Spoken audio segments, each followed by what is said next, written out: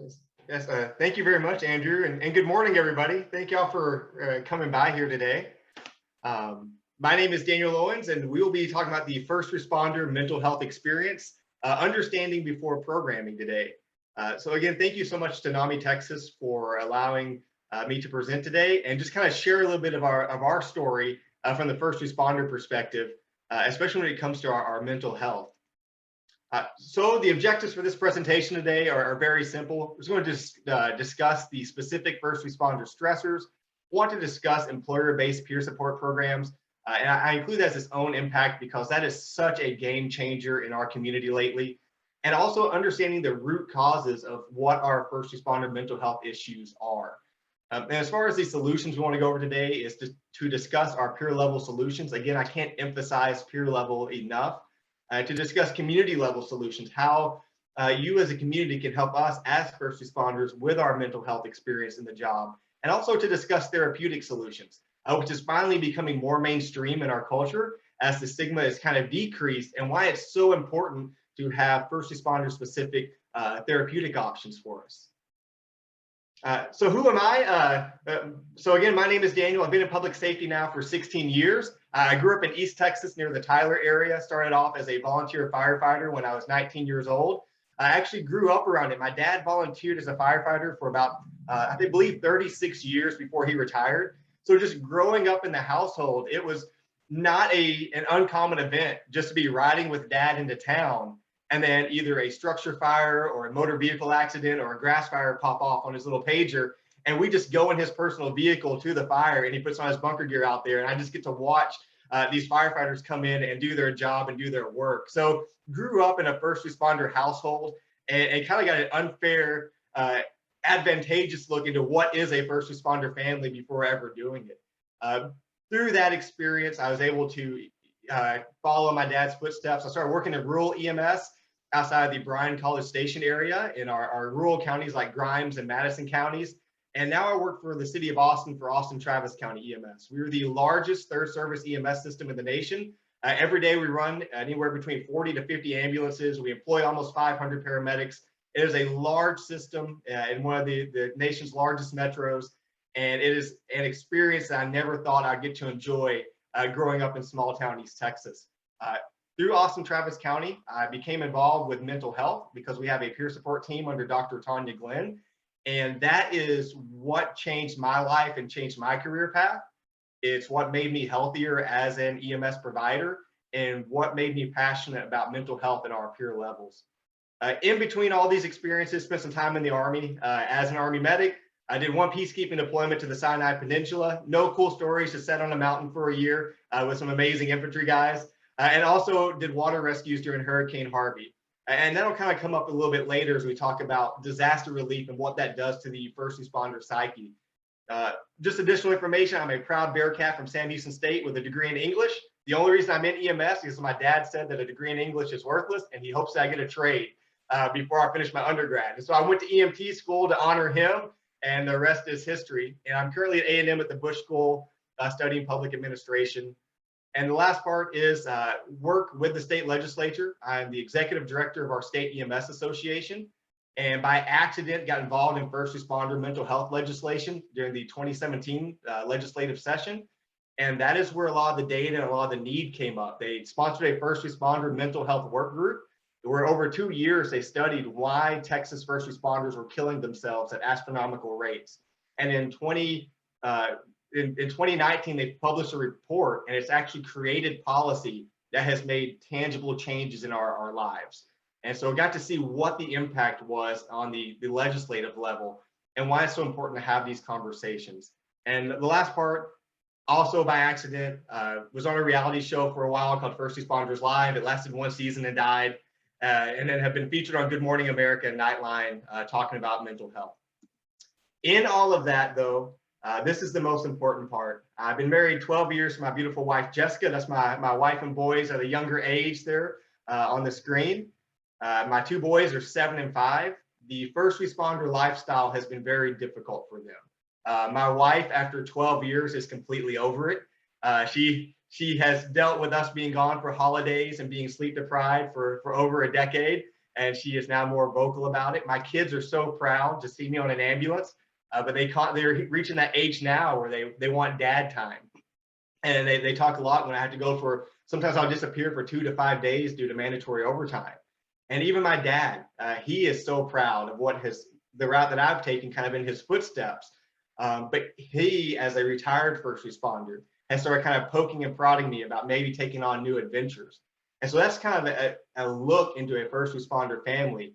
And I've started including this on every bio now. I am a proud patient of Dr. Tanya Glenn and Associates.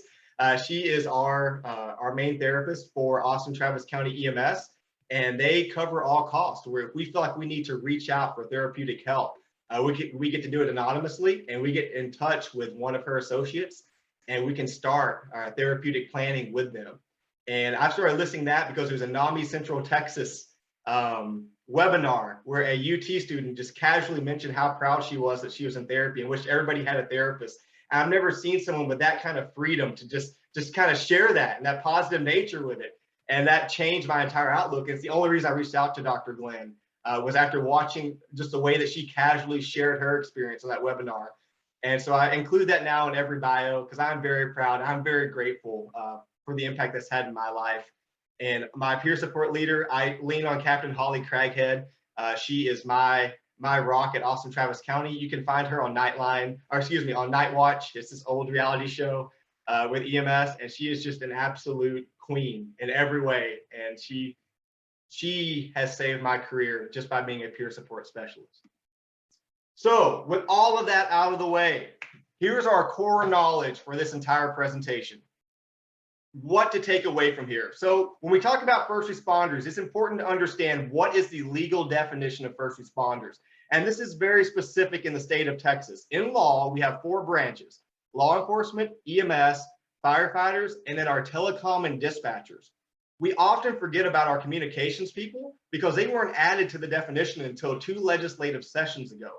And the reason they added them to the first responder definition is to make them eligible for mental health resources when it comes to workers' comp programs and finding care, because they have been going through this silent, kind of almost like a pandemic in themselves, where nobody understands what they're going through, but they have high rates of post-traumatic stress, depression, anxiety, just from taking these 911 calls and then hearing someone's worst day, managing that through a headset, and then having no resolution like we get in the field. And so that is something that we often forget about. So it's important to remember when we talk about, or when we discuss first responders, these are the 4 branches that we are discussing. What kicked off the mental health study in 2017 is our suicide impact. We have reached a point now where first responders are more likely to die by suicide than in the line of duty. And when you are talking about EMS and paramedics, we are 1.39 times more likely to die by suicide than the public. It has become a very common event in my personal life. Between the military and first response, I lose 3 friends per year average by suicide. And it's become such a common event that we have almost normalized it, where when we see somebody post that one of our young colleagues has died on Facebook, we automatically don't assume some kind of heart attack or motor vehicle accident. We just assume suicide. And then we start running the grapevine to see kind of what happened. And more often than not, that is the cause. When we discuss first responder mental health issues, it's important to understand that there is a complete lack of data on this topic. The reason being is that we don't have a true database documenting our mental health issues.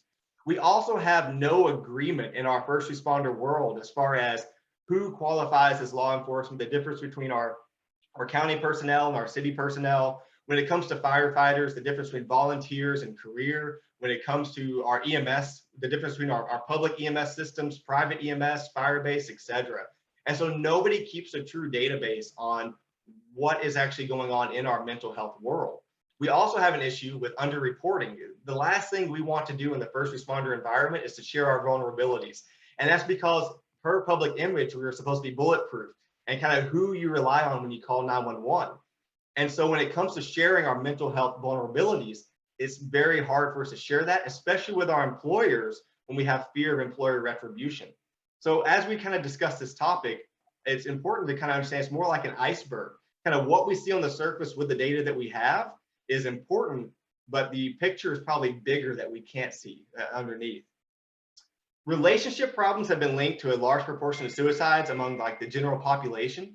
And this is important to understand because as we discuss the first responder suicide issue, this inevitably is always brought up. In the first responder world, we have a very magnified issue when it comes to relationship problems. And a lot of our mental health issues do stem from that just because of how our schedules work, what we come home kind of carrying the baggage of each shift with our spouses, not being home for holidays, and kind of withdrawing from society as we find more comfort in the first responder realm than we do in the general public. And so relationship problems are kind of the core of what causes us to act out or maybe have our mental health issues. I include this point here because as I progress in my presentation, I will forget our telecom and dispatchers. So I wanted to make sure I emphasize that what their numbers are here. The big studies have found that between 17 and 24% of public safety telecommunicators have symptoms of post-traumatic stress. So about 1 in 5 of our dispatchers have the symptoms of post-traumatic stress. And for us in the field, a lot of people will recognize it in us first, and they give us all the attention, especially on first responder appreciation days and programming initiatives. But the biggest gap right now are those who are behind the headset who are not seen. And now that we know that 1 in 5 probably struggle with post-traumatic stress, that is a big need for programming if you're watching this right now, to reach out to them and find out more about their lifestyle and what's going on with them. And the other one is that about a quarter of them have symptoms of depression. And when you talk about their shift work and not being outside and not being in the sun and doing 12-hour shifts or 8-hour shifts and constantly being on the headset, especially in a high volume area like a metro like DFW or Austin or Houston, it is a lot that they are taking on that they never get resolution from or they never get rest from. And so again, their work is so important and we often overlook it. And the last part with the core knowledge is that there's such a huge stigma in the public safety community as far as us seeking mental health help. That stigma is something we have been battling. We have become a lot better and a lot healthier with how we approach mental health issues, but it's still something that we have to overcome. And so when you're dealing with a first responder community, it's important to understand that we do have an elevated stigma both within our community and outside in the public. So what does this look like statistics wise? This is kind of our big thing. In Texas, we have over 200,000 first responders. So when you start talking about understanding the first responder experience and developing programming to reach first responders, it's important to understand that our first responders come from a wide range of experiences in the state of Texas. Within those 200,000 first responders, we see the biggest difference come up in our fire departments. In Texas, there are more volunteer firefighters than career firefighters. And a lot of times when we start talking about doing firefighter mental health initiatives, it's the paid fire departments that get a lot of the attention.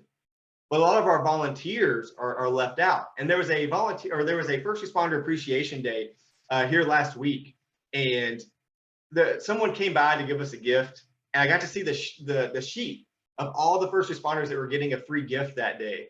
And they had every first responder in the county listed except for our volunteers. And we have 4 volunteer fire departments that have over 100 volunteer firefighters on them. And they were completely left out. And that's just because when you do a Google search, only the career departments pop up because of city websites and things of that nature. So you're talking about 2 different experiences. The wide disparity in resources is huge in our first responder community. The first responders in Austin, we have a much wider range of resources at our disposal than our first responders out in West Texas, who aren't even connected to a therapist within a certain mile radius around them, much less access to prescription medications or providers like we have here in our metros, where we can just kind of just look it up and go have pick anybody we want to see. So when we start talking about targeting first responders, it's important to understand that out of these 200,000, there are so many subsections within our groups. And it's important to understand what experience each one has when it comes to dealing with what needs they have. Post-traumatic stress is the biggest issue that gets brought up when it comes to the first responder world. From the best available data we have, we think that about 19% possibly have post-traumatic stress. This is both just presumed and diagnosed. And about 34% actually exhibit post-traumatic stress symptoms. In EMS, they believe that over 1 in 5 of us are going to develop PTSD. And that's just because we are dealing with so much raw humanity when it comes to dealing with the medical side of patients over and over and over and over and over again, and not getting a chance to stop. So when it comes to post-traumatic stress, this is a huge issue in our community, and it's growing as we grow in understanding. The numbers kind of become more emergent and we learn more about it. With depression, we are 5 times more likely than the civilian population to exhibit signs of depression. 7% of our workforce have been formally diagnosed with depression, but we have elevated rates, especially following a disaster event. These studies mainly come from Hurricane Katrina and Hurricane Harvey, and that's when they followed first responders after the hurricane responses and started following their lifestyles after the disaster event. And what they found is that we just implode. After we go through, we just kind of shut off a large chunk of our brain. We go in, we get the job done during a disaster response. And then when it's all done, we just kind of let our emotions just kind of rock and roll and lapse. And then we kind of take part in substance abuse, take part in depression, and go through different events from that. Why that's so important now is that the pandemic has been a disaster event, especially throughout the first year. So we kind of had a sustained Hurricane Harvey or a sustained Katrina, and it has completely destroyed our workforce. So if you open up any kind of news cycle right now, you will see this national paramedic shortage, national law enforcement workforce shortage. And so we have had just thousands leave our profession over the last year. And it's left those of us still in it to have to do mandatory overtime to make up for it and be exposed to additional stressors. And the workforce is depleting more and more and more every week because of it, because we are in a sustained disaster event at the moment. Another common thing is anxiety. About 46% of first responders do experience anxiety. This is especially true with our law enforcement community when it comes to like hearing a noise at night and coming up to clear your house. Or for me on the EMS side, I have not had a normal night of sleep in 6 years. I will wake up every night between 2 and 4 a.m. hearing phantom tones, like an emergency call going off, just because we have to go from sleeping to full sympathetic system and within a 60-second response time. And so it just kind of gets built into you to never have deep sleep. And so a lot of times that anxiety is accompanied with depression. And again, that has elevated rates after a disaster event. Substance abuse, this is huge in our community. We have elevated rates of binge drinking. That's one of the biggest things. We also have evidence of elevated misuse of other substances. This especially comes in line with prescription medications being abused, especially when we start talking about our bodies breaking down with back pain and joint pain over the years. It just kind of gets rough. And so one of the big things with Katrina is that they found that we consume, like the alcohol study from there is that from a disaster event, from having 2 drinks a day to having 7 drinks per day following a disaster response. And we have seen that elevate during our pandemic response as well. And the last thing is that this isn't really a statistic, but it is listed by CDC guidelines when they are discussing how to address first responder suicide. And it's that first responders do not trust people who are not in the first responder world. And that is something the CDC has identified and why so many programs fail. It comes into us not trusting anybody that doesn't understand the experience that we come from. And kind of how that why that has become such a big deal in the pandemic is that so many people have opened up their hearts and opened up their programs to us as first responders because they understand kind of the need after this last year and a half. And a lot of first responders have not taken advantage of this programming, or they did and they immediately left that programming because we don't feel comfortable using it because it's not organic to our environment, organic to people who understand kind of what we've been through this last year, or because those who did go through it were immediately judged by some of what we view as normal being completely abnormal in the public view. And so kind of want to share a personal experience from that. In early 2021, I took a leadership position at a local NAMI, and part of that was helping lead our connection support group. And this was the first time I'd ever been exposed to an actual support group and exposed to the NAMI mission and what this means. And the very first time I participated, just as someone who was there with depression, to share a little bit of with our support group, it was the most freeing thing. It was awesome just to share there. It was awesome to have camaraderie with people in the group. It was awesome to feel that people were going through the same experiences that I was, and that they had advice on how to deal with it. Over the weeks, became more familiar with the group and more comfortable with the group. And then one night, I remember sharing about this event that we had on scene there in Austin. I'd gotten into an argument with a law enforcement officer. We had just, all of us were stretched thin with our workforce issues. There were corners were being cut as far as like what is the best actions for the public in this specific situation. And we just got into this real heated argument about what was the best way to address this specific public situation. I remember leaving that ordeal just thinking, why did I get so angry so fast? Like, why did I have that trigger right there? And so it really bothered me as far as like why my resiliency had dropped. And this was a 2 a.m. 911 call. We'd already been running all day. So the answers were all obvious. It was fatigue. It had been working extra shifts. It was just one of those things. And I remember, but this event happened to be sandwiched between 2 cardiac arrests. And in both of these cardiac arrests, the people died. And in our world, a cardiac arrest is a normal thing. It's one of the easiest calls to run because there are only so many treatments that you can do once somebody is dead. And then you do them to the best of your ability until they come back to life or they don't. And so you learn how to just accept that death is a normal part of life and you do your best in those situations for it. And so in this event, we had 2 cardiac arrests, which the people didn't survive. And those can be high stress calls, but again, like I said, they were normal. And I remember sharing that in the group that this specific anger event was in between 2 codes and the people didn't make it, but we were still kind of dealing with that as we go through this. And once I was done sharing, nobody focused on the anger part. They wanted to know about those who had died. And they immediately started talking about the cardiac arrest and, oh, did that impact you? And so the entire thing with like the law enforcement officer was missed. And we focused more on the sensational part, the death part. And that kind of created a new conversation in which I noticed that people kind of changed in how they asked the questions. They kind of changed how we communicated, and it created a tangible or like a palpable dynamic difference. And that's when I realized like, oh, like what is normal to me is not normal to this group. And how I speak about death and how I speak about some of the traumatic experiences that we go through that is normal, I can't share them in the same way with this group because no one, if you're not part of this world, you shouldn't have to view that as normal. And that's when I started to withdraw myself and realized I need to be a more protected version of myself as opposed to a less vulnerable person. And then the privacy thing started coming in, where each group has privacy standards.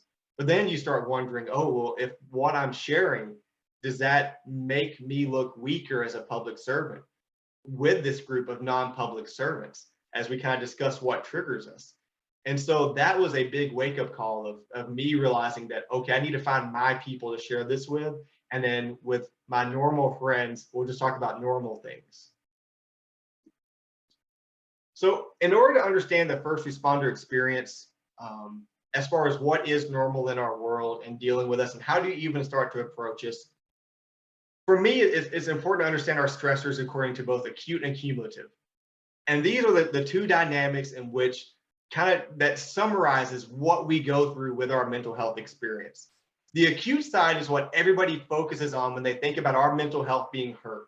And these are our mass casualty incidents, our officer-involved shootings, when we see our severe child emergencies, especially in cases of child abuse or child death, severe occupational injury, when we have friends that are hurt in structure fires, excuse me, or friends who do get injured and being assaulted on the job, or our life-threatening events. We've had multiple medics in the city of Austin be beaten by patients. I believe it's something along the lines of 70% of paramedics in Austin have been assaulted on the job. And so sometimes this comes into a life-threatening event. And so these are the acute events that people think of when they think of our job as being dangerous in first response. But we also have this cumulative stress that comes in. And this comes with the amount of mandatory overtime we have to work, our chronic sleep deprivation.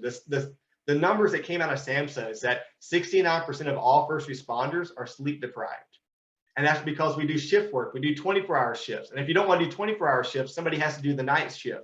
And if somebody's on the night shift, then somebody has to do the day shift. And then when they finally get off work, then they have to make up for all that time that was lost with family. And so nobody is ever fully healthy or fully rested when they work in a first responder environment. Over time, we start to have occupational dissatisfaction. And we'll get more into that with Dr. Glenn's life cycles here in a little bit. And then you have the job-related depression and anxiety that we've already looked at with the numbers. That starts to build up and it enters into our personal lives. And so you're constantly never well rested, you're never healthy, you're not completely satisfied with your job, you're not being fulfilled, you have anxiety and depression you're battling, and then you have to go in each shift and deal with these acute stressors. And these two forces are always working against one another. So with the acute stress, we have done an amazing job embracing what the clinical side has taught us about dealing with our acute stressors. And this has been life-changing because it brings freedom. It gives us a tangible sideline or a tangible timeline. Excuse me. So with the acute traumatic events, it has been drilled into us. These responses to trauma are normal. It's normal to feel a wide range of emotions when we experience the worst day of someone's life. It's also important to understand that it's okay when it turns abnormal. And the way that it has been defined, I'll reference Dr. Glenn a lot because Dr. Tanya Glenn has been kind of the matron saint of our world with this kind of with her work and how she's kind of embraced us. But Dr. Glenn has done a great job letting us know that an acute traumatic event occurs, like we start to get concerned when that event exceeds someone's individual coping capacity. And why it's so important to define it as this is that coping capacity is relative to the person. So just because one first responder has dealt with 20 cardiac arrests and had no issue, that doesn't mean that someone's first cardiac arrest doesn't knock them out for a while. And it's important to understand that it is relative to the individual's coping capacity. They are the ones that get to define that event's impact, not our superiors, not our commanders, not our chiefs, not the public, not our partners, the person. They get to define, okay, I am now overwhelmed. And then that has brought about freedom because we know that being guilted into saying that I no longer have this coping mechanism is no longer acceptable. Also, we need to know that multiple acute events can occur in a short period of time. So there are shifts where we will work multiple deaths in traumatic ways, medical ways, etc. And then in that shift, you are just completely in the zone until you go home afterwards. And it just all hits at once what just happened. This was especially true in Austin with our crews who were running the Austin bombing incidents. It was nothing for them to do 20 911 calls in a shift. And one of those 911 calls was a bombing incident. And so that puts on this high stress event. We have to be in full protective gear. You're dealing with something that is a complete savagery to humanity. And then you finally take that blast patient to the hospital only to clear and go right back in and go run a toe pain. And then go run someone with a respiratory issue. And then boom, you're back to running a cardiac arrest or a car accident. And so you never get a chance to decompress. And then at the end of that shift, you have all this baggage you're carrying. What we've been taught with the traumatic event timeline is this, that it's normal for us to replay our acute stress events for a few days after the incident. A lot of folks, before someone actually explained this to us, we would have these kind of like little movies playing in our heads of different portions of each scene. And different parts of that scene would be trapped, like how it tasted, how it smelled, what we saw, like the sounds that were going on, how we felt, like all the senses, and it'd just be like trapped in this little 5 to 10 second repeat over and over and over. And then we would start thinking, okay, is there something wrong with us? And then again, kind of Dr. Glenn's brought us like, no, that's normal. That's that event being trapped in your frontal lobe, and it's just playing through, trying to process, and it's completely normal for that to happen. For me, that happened most in an officer-involved shooting in which the officer was shot in the head. And I was the first one there. It happened to be alone that day. And I remember everything about it. I remember the sights. I remember the sounds. I remember the people pulling up. And for a good 72 hours, it just replayed in my head. I couldn't get it to stop. But because we'd been through this training, I knew that was normal. And so I just downloaded a SimCity app on my phone and just played SimCity while it just played through until it finally kind of broke through. What we know now is that by 7 days, that event should be fading. So like for me, I didn't panic in that moment because by day 4, 5, 6, 7, the event started to fade. I went back to work. Everything was fine. I used my peer support team, and it finally started to get lighter and lighter. And I knew that most likely by day 14, it would be processed to the back of my brain. By 14 days, we know it should be entering memory. And if it's still replaying in the frontal lobe, like it was going on, like we know, if it's still replaying, then we know by day 14, it's not post-traumatic stress, but we do need to probably get that person to see more official resources, not just peer support, not just the commander on the block, but to actually go in there and say, hey, maybe you should go see Tanya's office, or maybe you should go see your counselor or your therapist and actually start working on this as a preventative measure.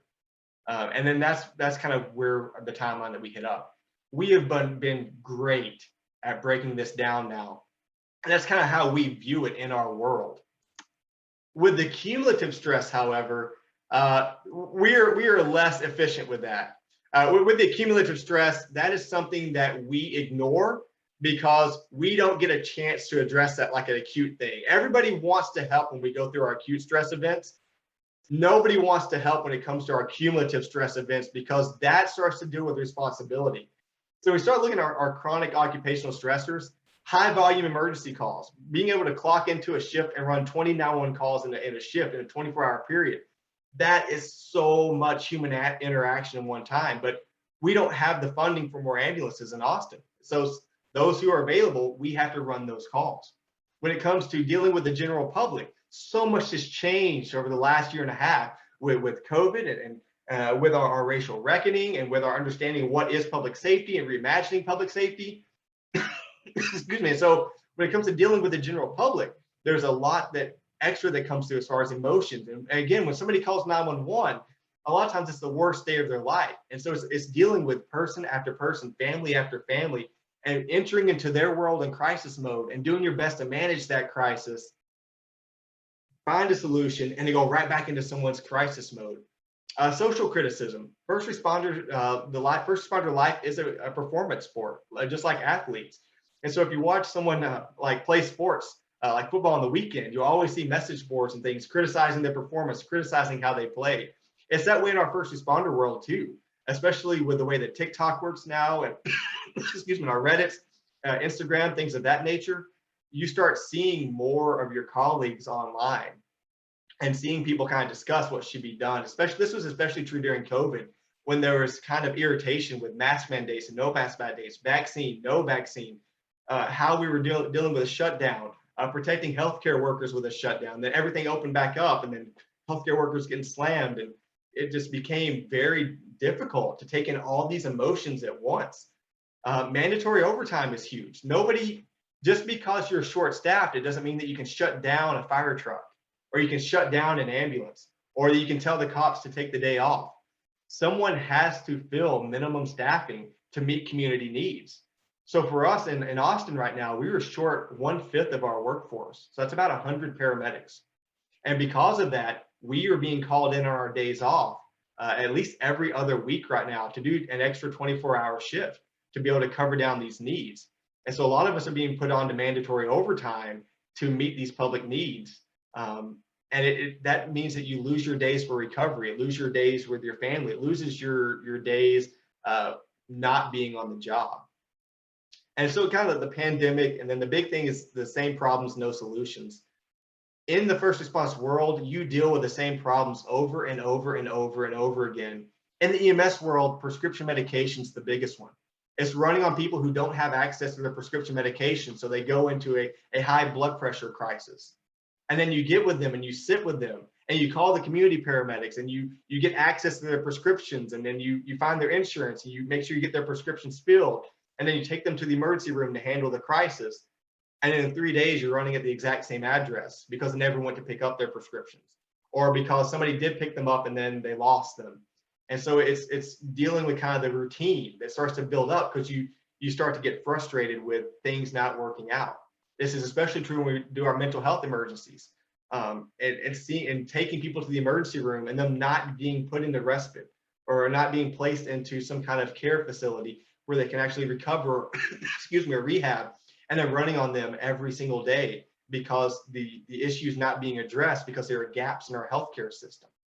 And so those things start to weigh on you because you start to take the weight of the public on you, and you see the solutions. You just know that there's nothing you can do to get those gaps and address those gaps. Then there comes with the life stressors. So you're dealing with all this in the occupational sense, but then there's the life sense. As I stated in the beginning, my family is over the first responder lifestyle. And my wife has become more vocal as we grow older, as the boys grow older. And what you find is that's pretty normal in our first responders world. It takes a very special spouse to be able to raise a family on their own pretty much, and be a single father or be a single mother. It's exceptionally difficult for our dual first responder families where you have a dual paramedic husband and wife, or a dual or a fire and police officer who are married, and they're trying to raise a family in this unpredictable lifestyle. And so you start to miss these holidays, you start to have disrupted sleep patterns. So it takes a lot to actually feel rested. You never feel 100%. If you were a battery or had a phone battery on your chest, you're always at 60% or less, because you're constantly having to go give yourself in the occupational side and then come home and try to be a family person. It's hard to focus on outside goals. You start to reach this point where you realize that you do want to do something more than just be a paramedic all the time, or a firefighter, or a police officer, and start trying to find all these outside goals. Like maybe you go back to grad school or do your undergrad, or maybe just find something that's more fulfilling, where you want to go to community college classes, or you just want to go be good at disc golf. And so you start doing these outside goals, and then you can't focus on them because you're sleep deprived. You never get a chance to regularly attend to them, and that increased irritability on your off days. And your family starts to feel this irritability, and friends start to feel this irritability, and you're become insufferable to be around. And so then you start trying to closet those things, and try to be Superman while you're at home, and then go to work and be Superman, and never have these moments where you can just decompress and be with yourself. And it creates a lot of like a lot of dissatisfaction. And sometimes our first responders, especially in the state of Texas, they have financial hardship. We still have paramedics being paid $9 an hour in parts of the state, and so they're going through all these stressors with little compensation to come out on the other side. And so all of this starts to build up.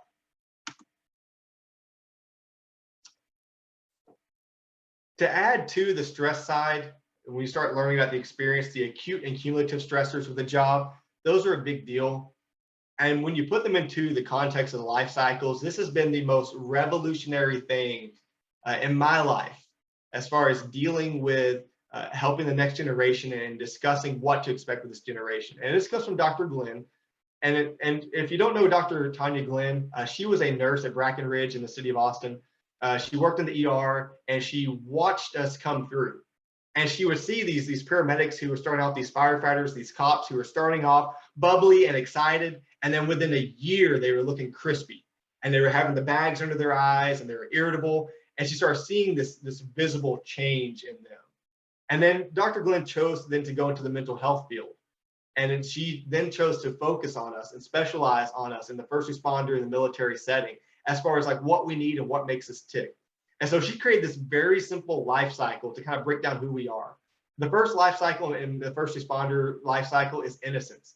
And this is where you begin your career. You usually come out of junior college, you're excited, you have a trade, you're getting your first job, and there's no greater feeling than getting picked for your first responder job, because it comes with a uniform, it comes with patches, it comes with a lot of noises and red lights, and then you come into an instant family. It's not just like starting off at, you come out of the service industry, kind of working your way through, and everybody kind of goes home and goes their own way. No, like you are coming into a true like brother and sisterhood right off the bat, and you're all wearing the same uniform, and you're all doing the same, having the same experiences and the same shifts, and everything is just exciting, and it becomes addicting, and you're energetic, and you start having these romantic expectations about what your career is going to look like. You're going to fight all of these structure fires, you're going to capture bad guys, you're going to save all these people. And then excuse me, then there comes the end of innocence. And this usually happens, it's relative, but usually you see it between the 1 to 3 year mark. And this is when the reality sets in of what the job actually is. And you start dealing with the career negatives. You start running the chronic stressor calls. You start working with partners who are burned out, and they start sharing their negativity with you. Your family starts to ask, like, hey, you've worked Thanksgiving, Christmas Eve, and Christmas this year due to mandatory overtime. Can you, like, will you at least make Easter this year? And then you start really starting to feel what sleep deprivation is like. And then you start to go through your own changes. And when you look at the brain as it goes through the public safety experience, our own brain starts to reconfigure itself as we start dealing with all these different traumas. And so you go from this young, energetic, excited person, and then as your own brain chemistry starts to change, you start to change. And this really comes in with cortisol levels. When you're constantly at high cortisol levels dealing with the stress of this environment, it changes your whole body composition. And then you start putting on a few extra pounds, you start not sleeping well, and it starts to change your habits. And it's within this mark of innocence lost that people become lost and they start wandering in the career field. And this is where burnout occurs. And a lot of people who exit the workforce exit in this phase right here, because you only have two options: either persevere or get out. And this is where careers and people are broken. And this is where a lot of attention needs to be focused on, is this innocence lost phase. So your choices are to persevere or leave. If you decide to persevere, that is called the wisdom phase. And these are like your old sages, your old sergeants, your commanders, your chiefs, your lieutenants that you can rely on. You decide to persevere, but it usually comes at a cost. You have to recalibrate your passion for perseverance. And so even though you've reached into this phase, it's usually you decide to lower your profile, you kind of go under the radar, you start to relax a little bit more, you don't take the job as serious, but you do what's necessary to get the job done. And so a lot of that passion, a lot of that energy that defines a person has to be compartmentalized and moved to the side. And that is where people who get to proceed on, they have that wisdom phase, but it's usually at a little bit of a cost to themselves. And so that group right there is what really keeps, they're like the navigators for those who enter that innocence lost phase. To kind of emphasize what that looks like, I have a colleague who had a suicide attempt. She has given me permission to share her story because it's so important. And it kind of brings in what this experience looks like. So she came from Alaska and she got into EMS at the age of 18. Her family came from a public safety background. They were firefighters up in Anchorage. She went through the paramedic program up there in Alaska. And due to a low amount of call volume, they send their paramedics out of state to do their clinicals. And so they send them to states like Texas to go into big urban areas like Houston to go do ride outs on the ambulance to become good at their skills so they can then return back to Alaska and graduate and practice as paramedics. And so she was this 18-year-old woman. She finished her paramedic stuff. She was excited. She was bubbly. They sent her to North Harris County. And she went in and fell in love with it. It's a high volume EMS system. She got exposed to like what urban EMS really is. She had the traumas, she had the medical calls, she had the assaults, she had the overdoses. She had everything that is like being a part of the TV shows or the movies.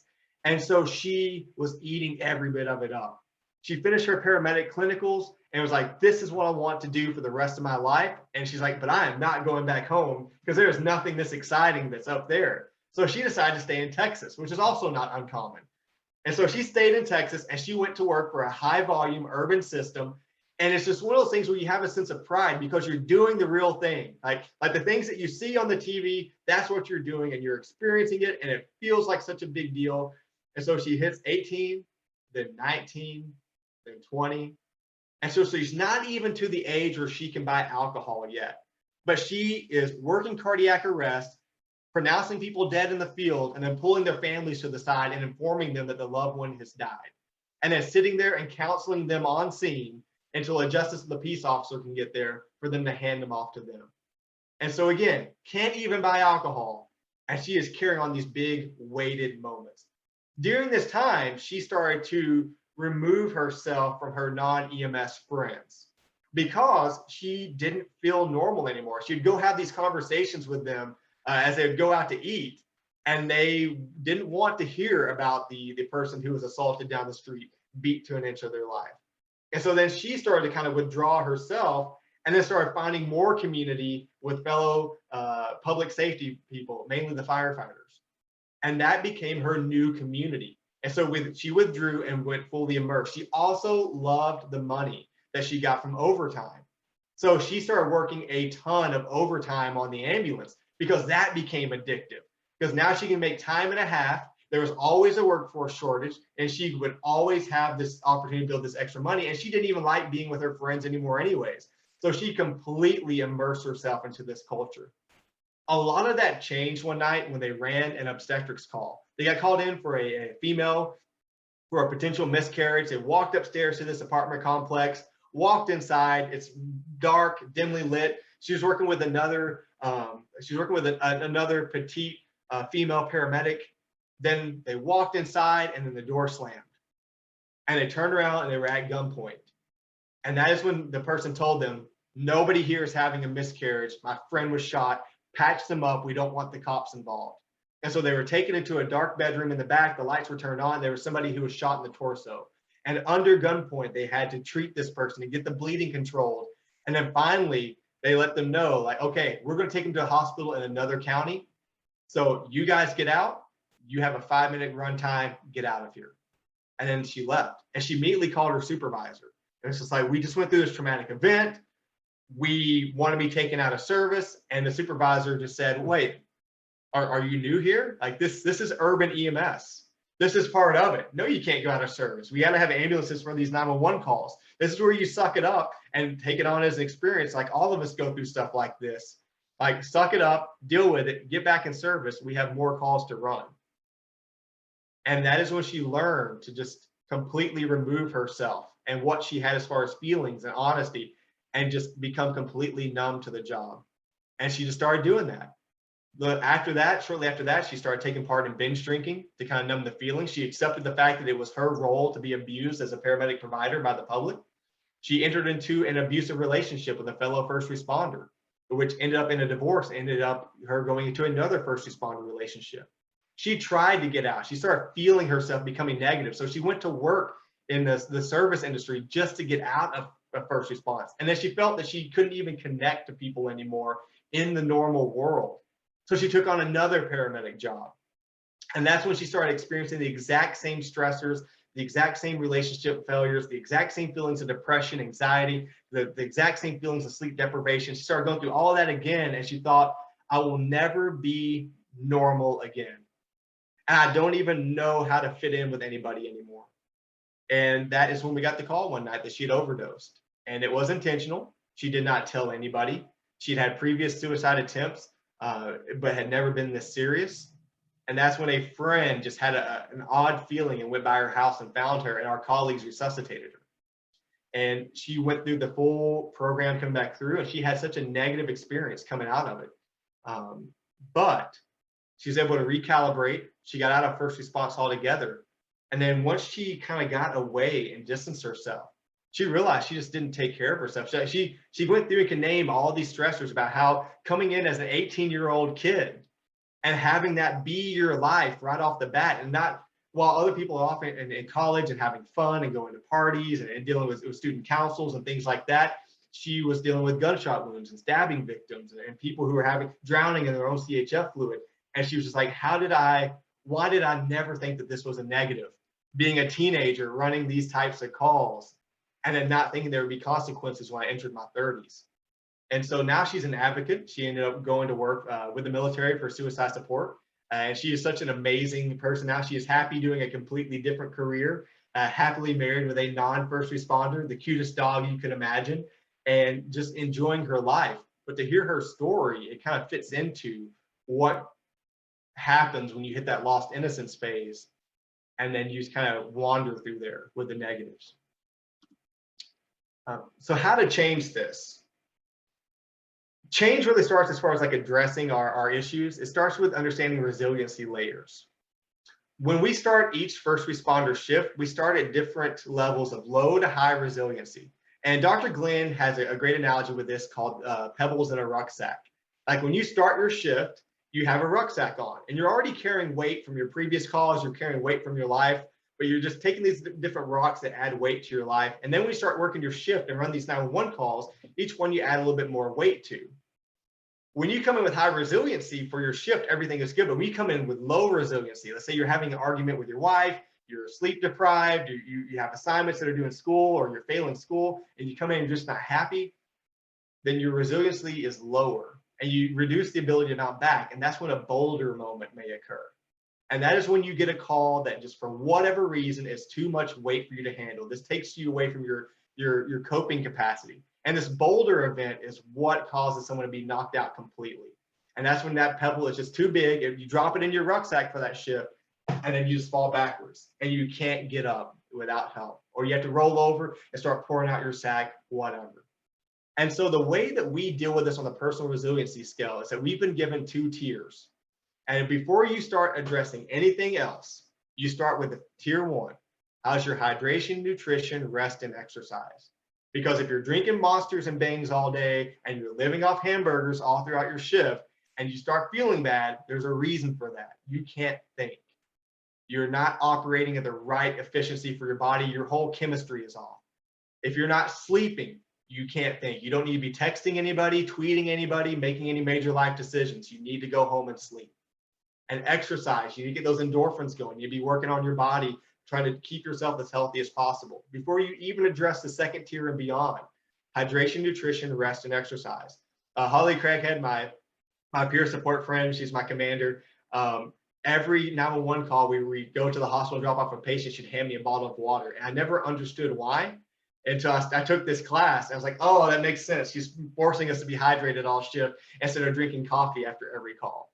And so that is such a big part because that gets your chemistry back in balance so you can think clearly. The 2nd tier is family, faith, friends, hobbies, life outside of work. So again, before addressing anything else, what do you need to do to keep your family solid? Faith is just anything to do with a spiritual connection, philosophical connection. What are you doing to give yourself something that's intangible, where you bring in your own moral compass, your own moral code? Who are your friends? Your friends can't all be cops, or your friends can't all be medics. You have to have normal friends that bring you outside of this world. You have to be intentional about that, especially friends that you lose from high school or college and you just lose connection with them. Reigniting that relationship. Making sure you have hobbies that have nothing to do with the first responder world. Dr. Glenn had this quote that's pretty awful out of her Code 4 book, which is that first responders show their personality through their trucks. And it's actually true. We have our own identity. If you ever drive by a fire station, go look at the parking lot, you'll see a bunch of big trucks. If you drive by a police station, you'll see a bunch of Tahoes and Chargers and things of that nature. For whatever reason, our identity becomes in everything we do. Our t-shirts all have stars of life or Maltese cross, or we're all wearing 5'11" pants or things like that. Our identity becomes how we show everything outwardly. And so hobbies outside of work should have nothing to do with this, to make sure we have a balance to our life and making sure that we are intentionally creating our life outside of work and not constantly bringing ourselves back in. The next layer is our peer level. Because as stated, we don't do well with others and we distrust others. And so the biggest thing that has changed things in the first responder environment is the creation of peer support teams. And what we found is that since we distrust first responders, maybe we should train first responders in a bare minimum amount of something to do with our psych world or our behavioral world, just enough to be able to keep each other solid and know when to navigate someone to professional help when it's no longer needed. It's very similar to mental health first aid, but with our first responder twist. And these are professionally trained colleagues who practice under a doctor's license. And this is not something that you go watch a YouTube video about and create your own peer support team. You pick an actual doctor to practice under that way, or a actual trained professional to practice under, so that you know you have good oversight as far as like what needs to be taught as far as our mental health. And so you also have somebody to call when things go outside of what you understand. Or when you need to have that extra guidance. This peer support level, once you add it to your group, it adds an amazing resiliency layer to maintain coping capacity. To give an example from Austin, we had a person lose a family member and it was just weighing on them. And their partner actually like texted us and said, hey, can someone from peer support contact so-and-so, because they seem to be really down. And so that ended up being someone that was given to me. And so I gave them a phone call, and they were already flying out of state, and I was like, hey, just, your partner noticed that maybe there's a little bit of affect change. Just wanted to call and check on you. He's like, thank you so much. Like, I wasn't going to tell anybody because I was just going to power through this. He's like, yeah, I need to vent because I'm around my family right now and I can't vent to them. They're all looking to me to handle the affairs. And so he just vented. And while he was vented, he also mentioned that all these extra plane tickets were adding this financial stressor to his life. It's like, oh, well, we actually have a fund that needs to be used to help pay for things like this. And so we were able to contact a nonprofit that was able to cover his financial stuff. And so just through that little peer reaction, we were able to let him offload some of that internal frustration and solve a financial stressor and increase his resiliency until he could get back to work. And so that's kind of how a peer support thing helps in. It just helps with mental health navigation. And the last part is professional resiliency, and this is therapy. The biggest thing is it should be a first responder familiar therapist. And Diane and I were talking about that earlier. It needs to be somebody that understands the culture, because there is nothing worse than a first responder walking into an area and then sharing their heart and soul with somebody and then be like, oh, wait, what? Like, what do you mean by that? That one comment can turn a first responder away forever.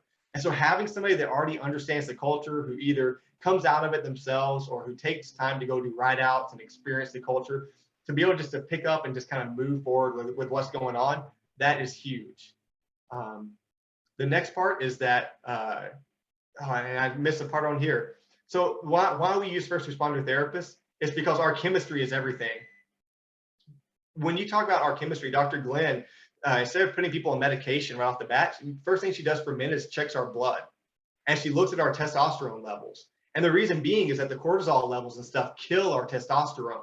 And when we have low T, it changes everything with our life. And so when that changes our life, that changes everything else. Sorry, I'm going through a little power outages here. What they found is that the low testosterone, by our cortisol levels and our lack of sleep, it impacts our entire life. If she can just correct our testosterone levels, it starts to change everybody's affect. And so the same thing happens with vitamin D deficiencies for those who are working night shift or those who aren't getting any kind of time out into the sun. And then EMDR, being able to recommend that and do EMDR, that has saved entire careers. Especially a few of my partners at work, they were ready to get out, and now they've added on an extra 5 years, and they will reach retirement. As far as community support, it's important for employers to know that we do need to have resiliency training where we understand how to handle an acute event. It's good to have suicide awareness training with how to communicate with somebody that we think, our peer that is suicidal. Peer support teams, having identified therapy contacts, not just throwing out some kind of here's who you call because they're part of our insurance plan, but somebody who's personal. Like the reason I reached out to Dr. Glenn's office is because Tanya has made herself personal, and I don't know who her associates are, but I felt comfortable because she had made herself present to us and was not this insurance figure in the distance. She was a personal person that I knew I could contact, and her associate, Missy Kent, has been the most amazing thing to happen to me in the last year. And then zero employer intrusion monitoring. Employers should have no record of this happening. It should be completely private to where we can go out and reach out, and the employer just identified, hey, you may have somebody that went and reached out at the bare minimum or at the maximum. But there should be no intrusion as far as like the employer asking how our therapy is going, things of that nature. With community support, it's important that we have adequate funding for our first responder organizations. A lot of corners are cut, a lot of overtime issues are created because we don't properly fund our first responder agencies. And we need to make sure we have public support for mental health resources to make sure that employers are being held accountable for having peer support teams and different options available. And finally, make sure that we support policy. NAMI Texas does an incredible job with mental health policy, and mental health policy has changed the first responder world just over the last 3 legislative sessions. And I can't overstate how important these little changes have been to helping our entire world. How to help with programming in the NAMI way for the local NAMI support. The 2 biggest things I could suggest is this: you need to define your target audience. When people say I want to support first responders, a lot of times they just start with first responders and then leave it at that. But you need to know what kind of first responder are you talking about. Are you talking about your city cops? Are you talking about your deputies? Because those are 2 different animals right there in law enforcement. Are you talking about your career firefighters or your volunteer firefighters? because one has a lot of, usually they have resources available to them, whereas a volunteer is working a completely separate job and never off duty, and they often have no resources available to them.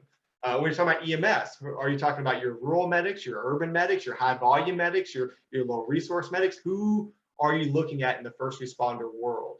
Next, what life cycle of first responder are you looking at helping? Do you want to find those who are in that innocent stage, who are still excited, energetic, and create a resiliency plan for them to help them be prepared for that loss of innocence stage? Or do you want to talk about those who aren't wandering in the loss of innocence stage, those who are burned out, those who need navigation, those who need help? Or do you want to target those who are in the wisdom stage, who now need more support to persevere Whereas maybe not to avoid burnout, but to persevere to retirement and be the navigators for others. So it's important to identify which group you want to hit there.